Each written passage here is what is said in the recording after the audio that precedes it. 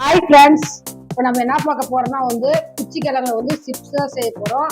வாங்க எப்படி செய்யறதுன்னு பார்க்கலாம்.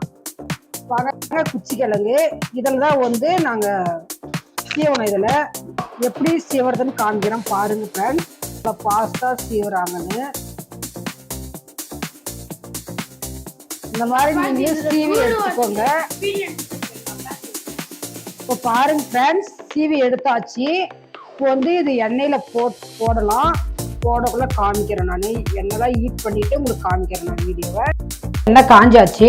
இப்போ கிழங்கு இந்த மாதிரி கொஞ்சம் கொஞ்சமா எடுத்து போட்டுக்கலாம். பாருங்க, இந்த மாதிரி போட்டுக்கணும். போட்டு இந்த கம்பியால கிண்டி விட்டுக்கணும். இது நல்லா ஒரு 5 நிமிஷம் வெந்து வரணும். நல்லா கோல்டன் கலர் இருந்தாலும் நல்லா வெந்து வரும். பாருங்க, நல்லா கோல்டன் கலர்ல பாரு செவந்து வந்துருச்சு. இப்போ இதை எடுத்துக்கலாம். இதில் கொட்டினாதான் எண்ணெய் சுத்தமாக வடிஞ்சு வரும், ட்ரை ஆயிரும்.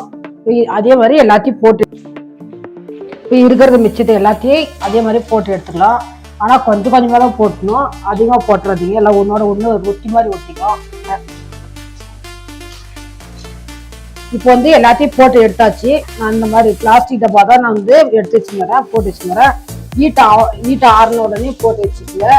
இதை சாப்பிடும் போது உப்பும் மிளகாத்தூளும் லைட்டாக தெளிச்சு சாப்பிட்டா நல்லா டேஸ்டியா இருக்கும். பாருங்க, எல்லாத்தையும் போட்டு வச்சுட்டேன். இந்த வீடியோ உங்களுக்கு பிடிச்சிருந்தா லைக் பண்ணுங்க, ஷேர் பண்ணுங்க, கமெண்ட் பண்ணுங்க. மறக்காம வில்லேஜ் குக்கிங் ஃபேமிலிக்கு சப்ஸ்கிரைப் பண்ணுங்க. Bye friends.